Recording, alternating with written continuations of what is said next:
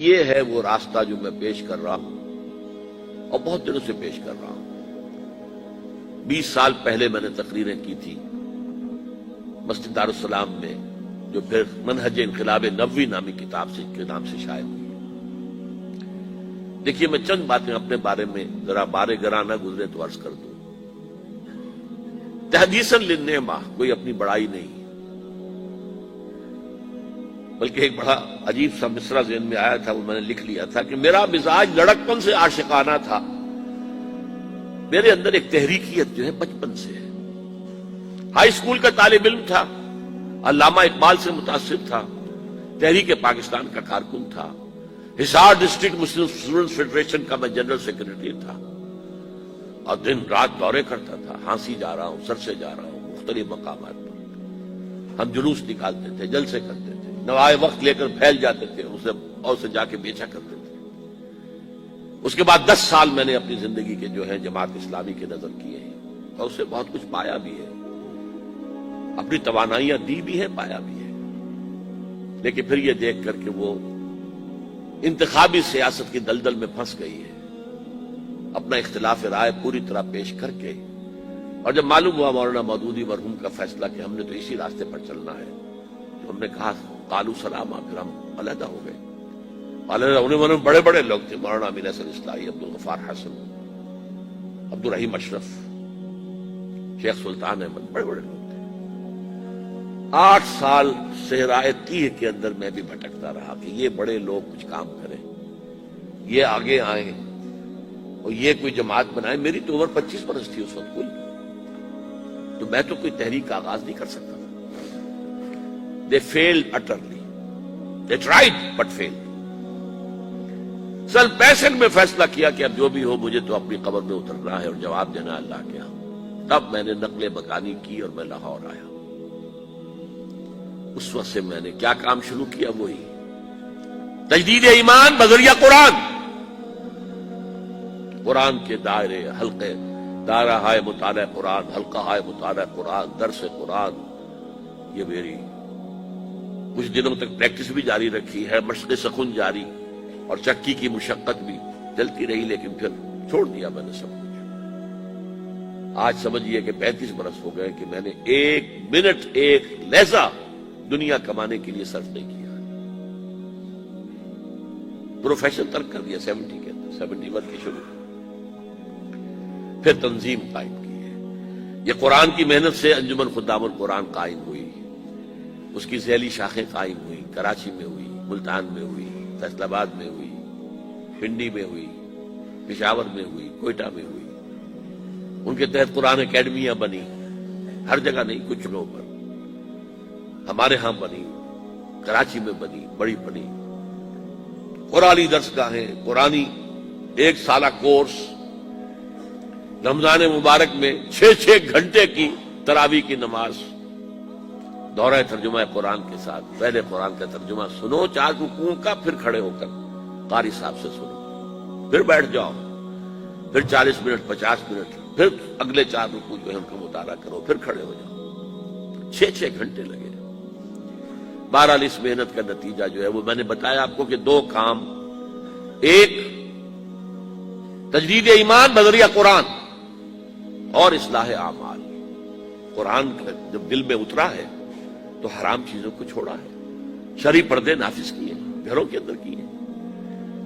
حرام چیزوں سے کتنے ہی ساتھی ہمارے بینک کی ملازمتیں چھوڑ کر اور آدھی تنخواہ پر جا کر کسی ملازمت پر گزارا شروع کیا ہے۔ کتنے ہی تھے جو کہ رشوت لیتے تھے اور ان کے گلچھرے تھے، اور اس کے بعد ان کے سوکھی روٹی ہو گئی، گوشت ان کے گھر میں آنا بند ہو گیا۔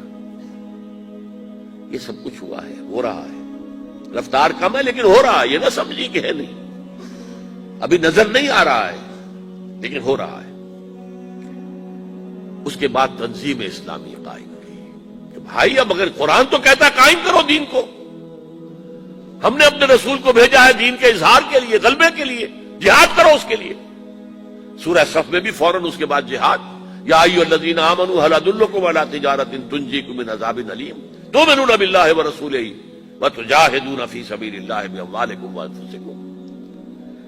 اور سورہ صف میں تو جو سخت آیت آئی ہے اے نبی ان سے کہہ دیجئے قل ان کان آباؤکم وابناؤکم واخوانکم وازواجکم وعشیرتکم واموال اقترفتموها وتجارۃ تخشون کسادها ومساکن ترضونها احب الیکم من اللہ ورسولہ وجہاد فی سبیلہ فتربصوا حتی یأتی اللہ بامرہ واللہ لا یہدی القوم الفاسقین۔ اے نبی کہہ دیجئے اے لوگوں، اگر تمہیں اپنے باپ اور بیٹے اور بھائی اور بیویاں یا بیویوں کے لیے شوہر اور رشتہ دار اور وہ مال جو تم نے بڑی محنت سے جمع کیے اور وہ کاروبار جو تم نے بڑی محنت سے جمائے ہیں اور اندیشہ رہتا ہے کہ کہیں کساد بازاری نہ ہو جائے، اور وہ محل جو تم نے تعمیر کیے ہیں، جو حویلیاں بنائی ہیں جو تمہیں بہت محبوب ہیں، اگر ان 8 چیزوں کی محبت اللہ اور اس کے رسول اور جہاد کی محبت سے بڑھتی ہے، اگر زیادہ ہے تو جاؤ دفعہ ہو جاؤ، انتظار کرو جہاں تک کہ اللہ اپنا فیصلہ سنا دے۔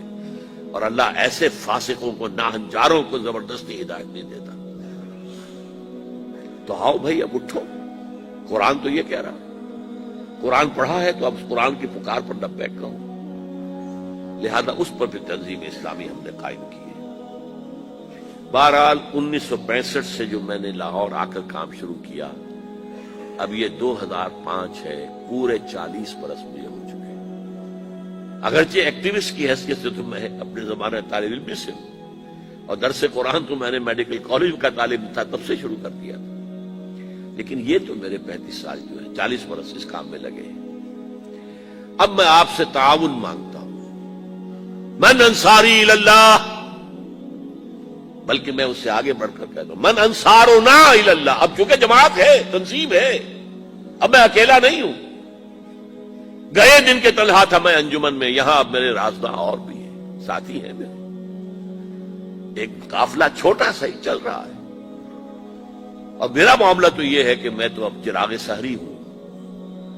کبھی کبھی آج کل مجھے خیال آتا ہے یہ میں اتنا ایکٹیو ہو گیا ہوں، میں 33 دن کا انڈیا کا دورہ کر کے آیا ہوں، اور کم سے کم 30 دن تو روزانہ رات کو یہی نشستیں رہی ہیں، 2 گھنٹے تقریر، 1 گھنٹہ کوسچن آنسر، اور دن میں اس کے علاوہ پروگرام پہ تاش۔ یہ میں نے کیسے برداشت کر لیے، کیسے جھیل لیے؟ میں ڈائبٹیز کا مریض ہوں، میں بلڈ پریشر کا مریض ہوں، میرے کمر کے اندر 2 جگہ پر جو ہے لین ہے، میرے گھٹنوں کا آپریشن ہو چکا ہے، میں کھڑا نہیں رہ سکتا، میں زیادہ دیر بیٹھ نہیں سکتا، یہ تقریر میں بیٹھا ہوا ہوں، ویسے بیٹھنا پڑے مجھے 15 منٹ تو میرے کمر میں درد شروع ہو جائے گا۔ اس حالت میں مجھے کچھ نہیں ہوتا، کوئی شے مجھے جو ہے پریشان نہیں کرتی، لیکن ویسے تو میں 15-20 منٹ بھی بیٹھوں گا تو میری کمر میں تکلیف ہو جائے گی، کھڑا رہنا تو ممکن ہی نہیں ہے، بیٹھ کر نماز پڑھ رہا ہوں۔ تو میرا خیال ہوا یہ چراغ سحری جیسے چراغ بجھنے سے پہلے بھڑکتا ہے، شاید یہ کیفیت میری ہے، واللہ عالم۔ بہرحال میں آخرت کے لیے بہت آگے گئے، باقی جو ہے تیار بیٹھے، میں اس کے لیے 10 سال سے منتظر ہوں، اور اپنے لیے اس وقت سے میں کہہ رہا ہوں کہ بھائی میں نے جو کام کرنا تھا میں نے کر دیا، اب اللہ اگر کوئی اور کام لے رہا ہے تو یہ تو نافلۃ منہ، ان کی طرف سے ایک نفل ہے جو ہے، ورنہ میں اپنا کام کر چکا تھا۔ اب مجھے اولین تعاون جو آپ سے درکار ہے آج، میری بات کو اچھی طرح سمجھنے کے لیے کچھ تھوڑے سے پیسے اور کچھ تھوڑا سا وقت صرف کیجیے، چند کتابوں کا مطالعہ کیجیے پوری طرح گہرائی کے ساتھ، اور نوٹ اس کے اوپر کیجیے، مجھ سے اختلاف ہو تو بیان کیجیے آ کر۔ منہج انقلاب نبوی، حضور نے انقلاب کیسے برپا کیا؟ اس لیے کہ یہ ہے وہ چیز